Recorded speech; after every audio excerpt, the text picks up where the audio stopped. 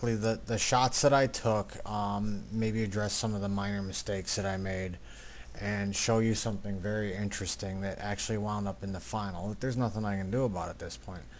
So here we are. This is the first shot that I took from the drawbridge, the U.S. Highway 76 drawbridge over the Atlantic Intracoastal Waterway. It's kind of a mouthful to say really fast. At night, 4 a.m., almost a full moon directly overhead. Okay. Again, it was ISO 200, 41 millimeters on an 18 to 55 millimeter kit lens, Canon, and f5. It was 15 seconds. So then the next one down was this next one here. All right, and that was 8 seconds. And you can see that the number is changing up here. Okay, very, very dark. You can see it's very dark now. But you can see those blue lights are still there, very solid. And you can start to see the definition, particularly in this one, and how it shines down in the water. That's pretty sweet. Okay, now we want to get down to the last one, which was 4 seconds. Okay, and now you can really see that blue light trying to fade out. Okay, now I went back to this one, which was 30 seconds. Okay, 30 seconds. You can see things are a lot brighter here.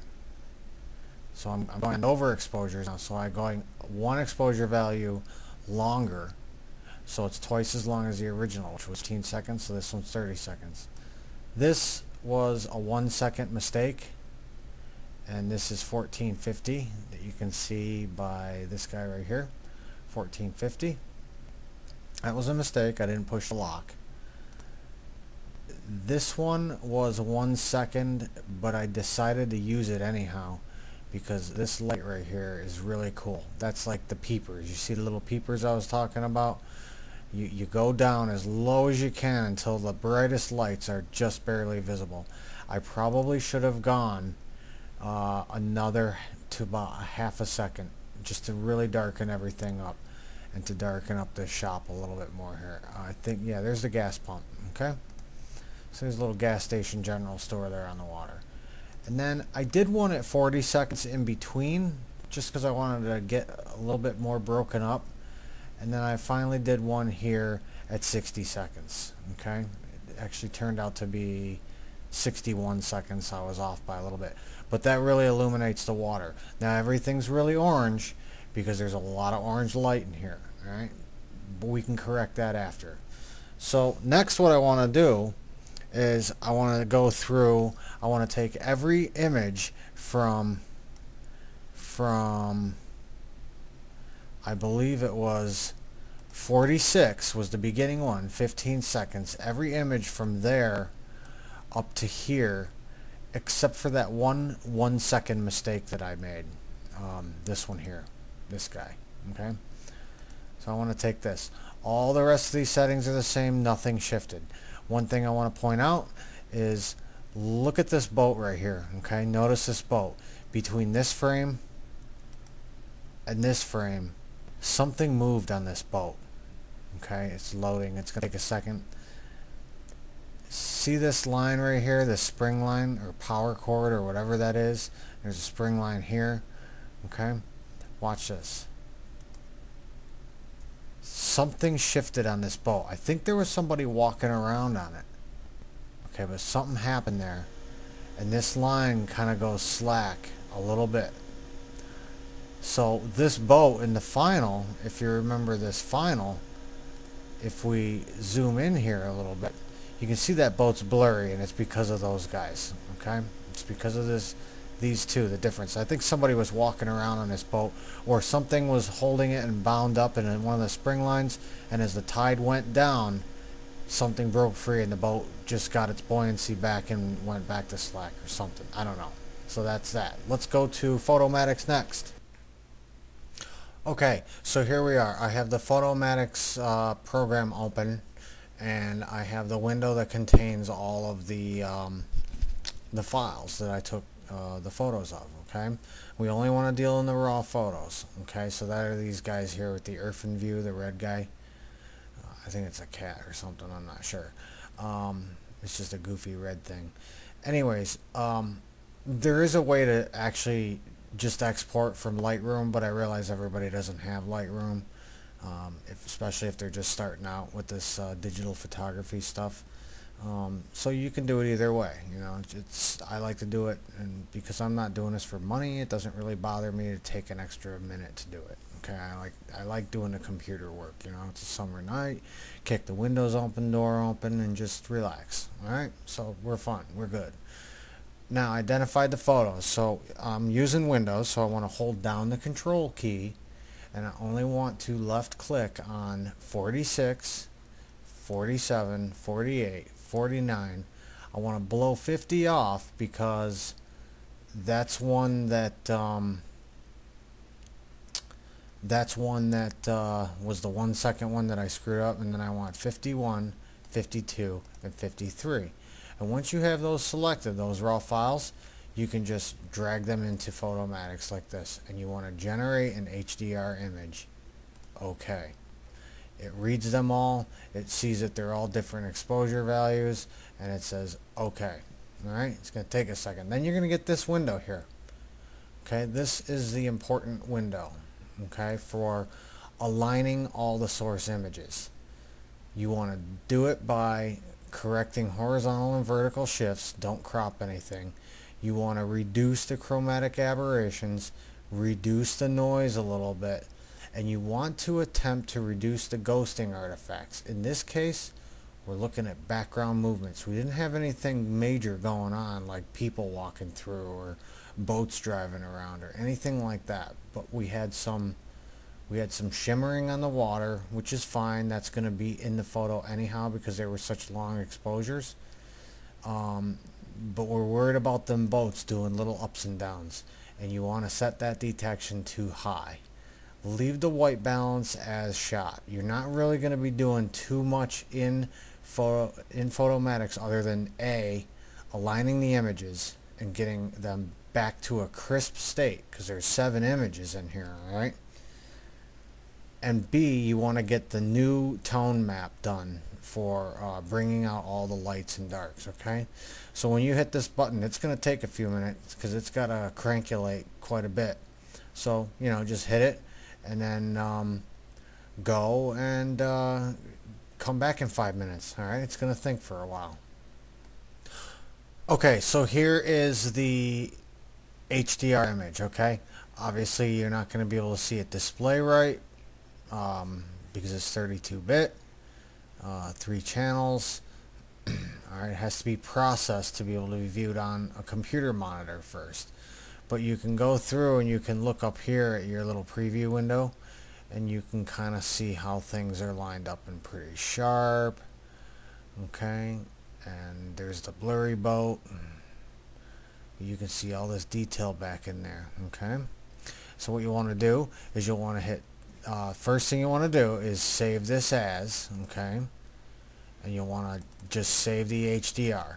Okay, that way you don't have to process it again. If you want to load this up, then you can go back and tool it. But we'll just hit tone mapping here just for good measure. Now it should automatically go to the last photo by default, the settings that I had for the last photo by default, which was this photo. So you'll be able to see the settings that I have. It just might take a second here. It goes through and it loads everything up. Alright, still got this kind of yellow look to it.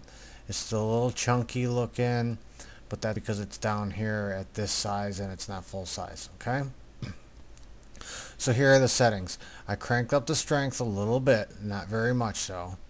The color saturation, I think I actually brought that down a hair. The luminosity, I think I left where it was, I'm not sure. I did a micro contrast at 10, I did a smoothing at high.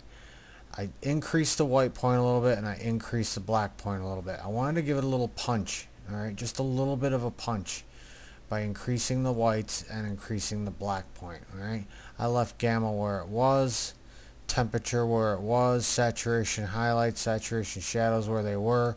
and I cranked up the highlight smooth, the micro smoothing to 30, which is the maximum, and then I increased the highlight smoothness a little bit. I didn't do anything with the shadows because I knew that they would be kind of smooth to begin with. All right. The reason I did the micro smoothing and the highlight smoothness is because I wanted this stuff down in here to all be as smooth as possible. Okay. So I'm going to hit process and we'll see what it looks like here in a minute. Okay. Alrighty, so here's the final HDR. You can see that it's really got an orange hue to it. And then what I did was I brought it back into Lightroom and I started my normal workflow and brought the colors back that I saw when I was standing there, and my eyes were adjusted to the scene with the local light that was going on around. Okay, it doesn't look like this when you're standing there. It's not this orange. Okay, that's just the way we're at. That's where we're at this stage. So you load this back into Lightroom. One of the first things I usually do is do an inverted S-curve, and I do that so that I can do global changes to things without overexposing the bright areas too much or underexposing the dark areas, because that kind of defeats the purpose, right, of why we just went through all this work. So then what I'll do is I'll save that once I get the lights pretty close. And you know, I mentioned in another post that I don't use saturation. One thing I had to do is I had to desaturate this area right here. Okay, and that was it. That was the only thing I had to do, is take a little bit of saturation away. It was just far too yellow. Okay, so then what I'll do is I'll open it back up into Photoshop after I'm done with Lightroom, and then I'll do a regular S-curve and bring out the lights and the darks again. From there I'm almost done. I think what I did was I just resized it at that point and